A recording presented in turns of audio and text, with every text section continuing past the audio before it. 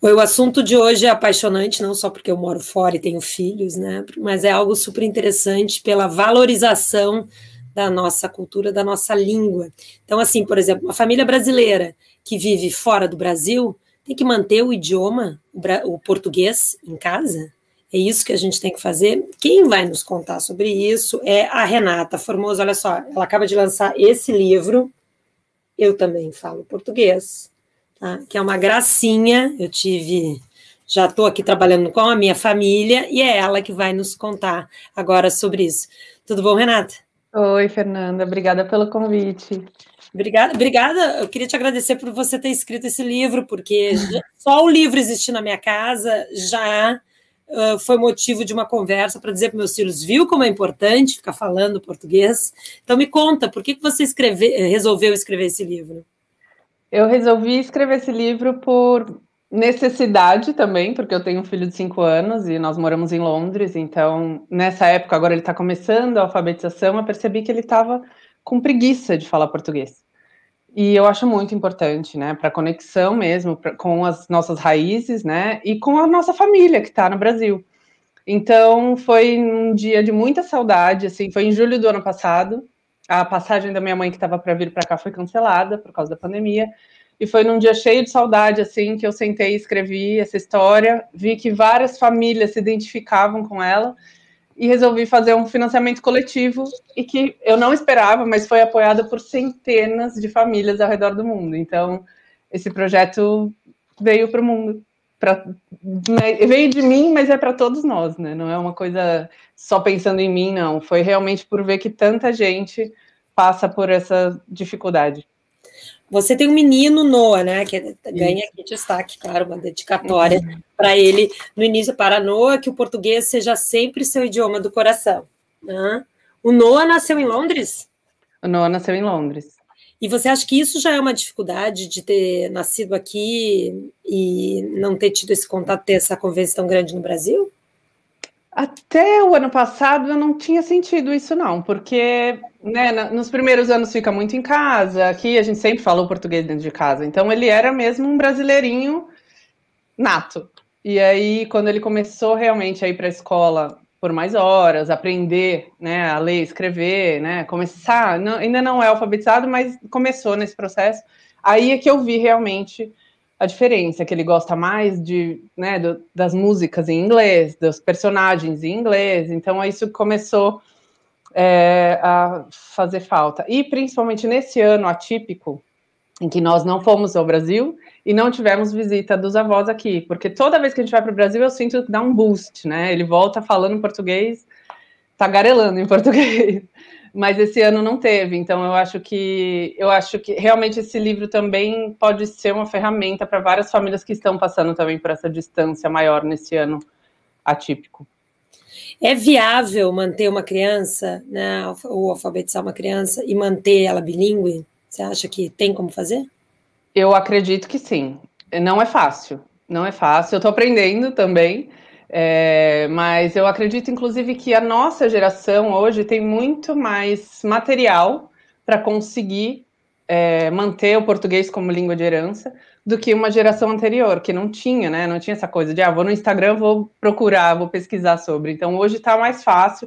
A gente vê aí, eu conheci recentemente, por causa do livro, comunidades de português como língua de herança ao redor do mundo, assim. Tem muita gente né, unida para manter a nossa cultura e a nossa língua presente, né, viva. Bom, eu quero agora aprender contigo, então, um pouco.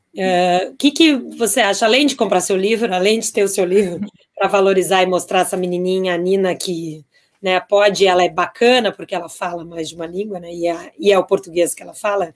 Estou estragando, contando um pouquinho da historinha do livro, mas o que a gente deve fazer para estimular que os nossos filhos ou as crianças que estão próximas a gente mantenham o idioma? Olha, eu falo por experiência própria do que funciona aqui.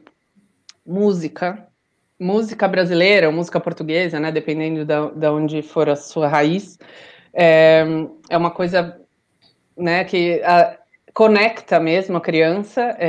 O Noah cresceu escutando palavra cantada, as músicas infantis, né, A música infantil brasileira é muito rica, mas também não só infantil. Então, o Noah adora Chico Buarque, Caetano Veloso, Titãs, ele adora, sabe? Ele pede para escutar às vezes. Então, a música eu acho que é o primeiro passo, assim, para que ele sempre conheça outras palavras, né? Que ele tenha um vocabulário amplo, que talvez a gente não vá falar aqui em casa todas essas palavras, né, no dia a dia. Então, e muita literatura infantil. Tem muitos livros maravilhosos também do Brasil, e eu acredito que manter isso todos os dias, o que a gente faz aqui é isso. A gente lê, por exemplo, antes de dormir, a gente lê 2 livros. Um na sala e um na cama. Sempre um em inglês, porque ele gosta, e aí um em português. Então, a gente sempre tenta dividir, sabe? Até TV, um pouquinho de TV que ele assiste. Se ele vai assistir hoje em inglês, amanhã a gente coloca em português. Então, a gente sempre tenta para que seja leve, né? E divertido, mas eu acho isso importante. E também ter contato com outras crianças. Aqui a gente tem amiguinhos brasileirinhos, né? Que também, mais uma vez, no meio da pandemia, não rolou, né, de se encontrar, mas a gente tenta, sempre que dá, a gente faz uma festa junina, a gente comemora o carnaval, então a gente faz a nossa comunidade também, de longe. Você tocou em 2 pontos importantes, que é, primeiro, a questão de a família propor, né, e apresentar esse português em casa, estimular. E outra coisa que eu acho importante é que, será que para a família poder fazer isso, né, não tem que ter uma boa relação com o Brasil também, querer que o Brasil esteja na vida dessas crianças? É essencial, é essencial. A gente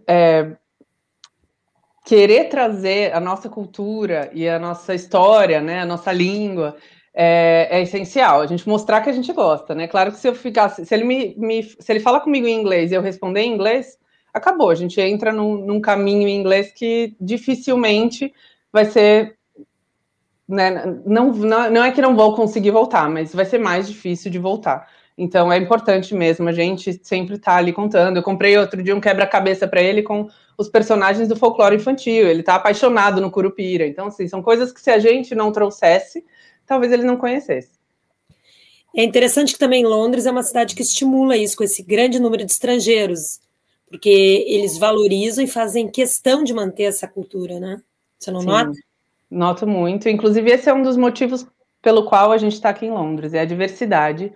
Na escola do Noah, tem crianças de todo lugar do mundo, assim, é bonito de ver. A professora dele, inclusive, não é britânica, a professora desse ano agora, do ano passado era, a desse ano não é. Ela tem um sotaque, não sei de qual país ela é, mas, assim, é bonito ver e respeitar que cada um tem a sua história, cada um vem de um lugar diferente. É um lugar multicultural, né? E isso é incrível.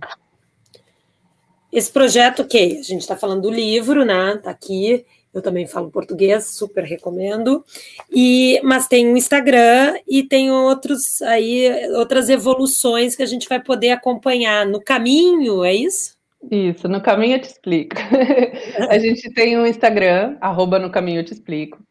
E lá a gente fala de várias coisas, desde bilinguismo infantil e português como língua de herança. A gente mostra o dia a dia aqui, as dificuldades que a gente tem. Eu gosto de trocar mesmo, não é aquela coisa que eu estou ali para colocar regra, não, porque eu estou aprendendo também. Então é um espaço de troca, e ali a gente conversa com várias famílias ao redor do mundo. A gente também, como o meu marido é músico e o Noah toca bateria também, a gente fala sobre musicalização infantil.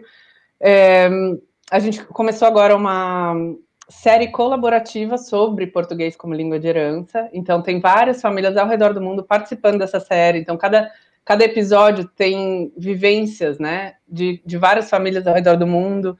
E assim a gente vai indo. No caminho, a gente vai descobrindo o que vai acontecer aí.